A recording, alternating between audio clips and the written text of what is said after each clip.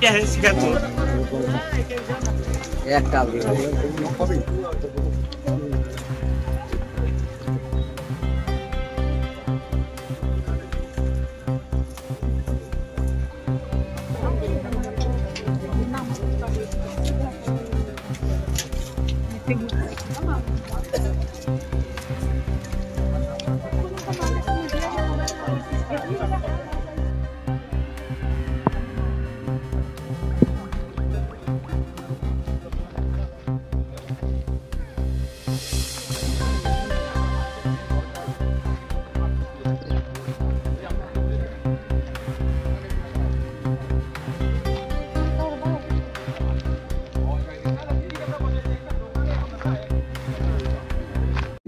Management তো চেষ্টা করেই যাচ্ছে এবং চেষ্টা করে যেটা কথা হয়েছে 11 তারিখে একটা পেমেন্ট হবে, তারপরে থেকে বসে ওদের সঙ্গে সেটেল হয়ে যাবে কিভাবে পেমেন্ট করতে হবে। সেটা ব্যাপারটা হচ্ছে যে ইন্ডাস্ট্রির অবস্থাটাই সব চা বাগানের হারবাজ।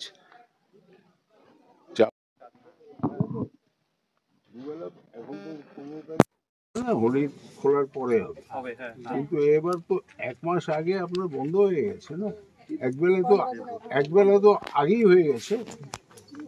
যে জিনিসটা এখন মেন কথা হচ্ছে, শোনো, পাতাটা আমাদের পাতা আছে কিনা এটা বলো। আমি তো বাগান দেখি নাই। পাতা আছে, পাতা দিতে পারবে একজনে এখন।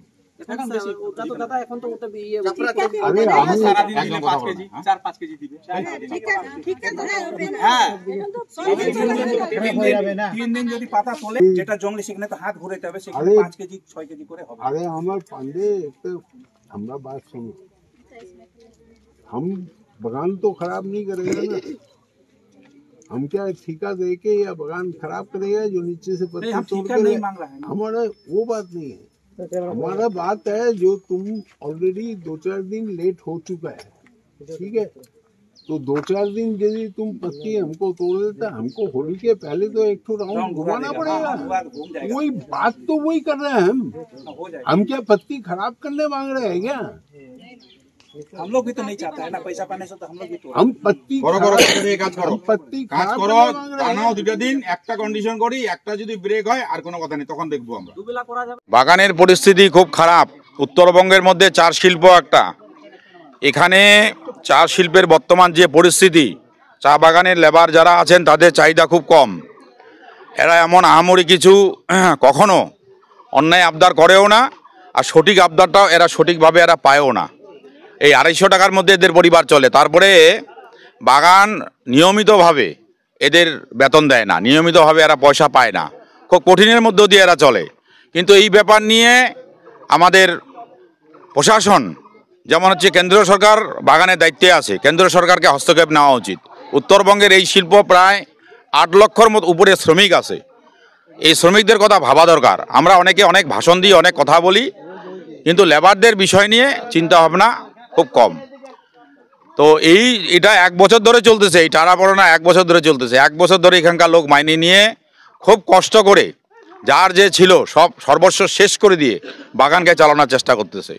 কিন্তু মালিক পক্ষ যেমন উদাসীন, তার সঙ্গে সঙ্গে আমি এটা বলবো যে কেন্দ্র সরকারকে হস্তক্ষেপ করা উচিত।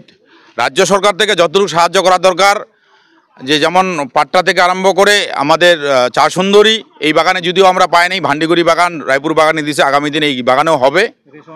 হ্যাঁ, রেশন দিচ্ছে, রেশন দিয়ে চালায় রাখতেছে, কিন্তু কেন্দ্র সরকারের এখানে হস্তক্ষেপ দরকার। তো কঠিন একটা পরিস্থিতিতে চলতেছে, যদি এভাবে চলতে থাকে, উত্তরবঙ্গের মধ্যে সবথেকে বেশিরভাগ বাগানে কাজ করে আদিবাসী সম্প্রদায়ের মানুষ। এদের এই যে আদিবাসী জনগোষ্ঠী একটা, এই জনগোষ্ঠী যদি এইভাবে চলতে থাকে তো লুপ্ত হয়ে যাবে। আজকে রায়পুর বাগানে যদি আমরা দেখি যে অল্প বয়সে অনেকে মারা যাচ্ছে, যে কঠিন অবস্থা, না খায়ে পুষ্টির অভাবে মারা যাচ্ছে। তো এটাকে যদি বাঁচাতে হয়, ধরে রাখতে হয়, সরকারকে হাত বাড়াই দিতে হবে, আগায় আসতে হবে, কেন্দ্র সরকারকে আগায় আসতে হবে, উত্তরবঙ্গের এই শিল্পকে বাঁচাতে হবে। 11 তারিখ কথা দিলেন উনি, 11 তারিখে বিল হবে, 15 তারিখে আমাদের বৈঠক হবে। 15 তারিখ বৈঠক হওয়ার পরে যদি তারপরে সেই কথা মতন যদি বাগান না চলে, এদের পেমেন্ট যদি না দেয়, আমরা প্রশাসনের দ্বারস্থ হব এবং এই মালিক যাতে এখানে ঢুকতে না পারে এই মালিকের উপর ভরসা আমাদের প্রায় শেষের দিকে, আমরা ফাইনালি একটা সিদ্ধান্তে আসবো। আমাদের বাগান নিয়ে পেমেন্টের সমস্যা।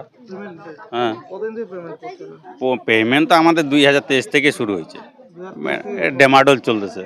2023-এ 2টা ফোরনাইট পাবো, তারপর একটা ক্যাশ বোনাস আছে ডিউ না। আজকে ওই পেমেন্টের ব্যাপারে এখন রানিং 4টা পেমেন্ট ডিউ। আজকে ওই 11 তারিখে একটা ডেট দিল মালিক পক্ষ। আজকে আমাদের এখানে সমস্যা হলো কি, চা বাগানের এমনিতে হাজিরা কম, আবার 4-15 ধরে এখানে টাকা দিচ্ছে না। আর মাইনালাদের মানে সাব স্টাফদের তো 2 মাস আছে, আর স্টাফদের আরও বেশি 6 মাসের উপরে আছে।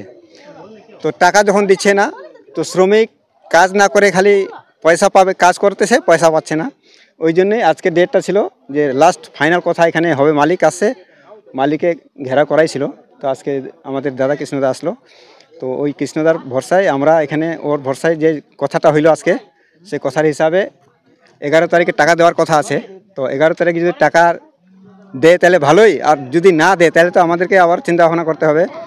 তো বাগানের মালিক যে চায় পাতা বিক্রি করব খালি বলে, এই পাতা বিক্রি করার হিসাবে কিন্তু আমাদের বাগান চলবে না এমনিতে।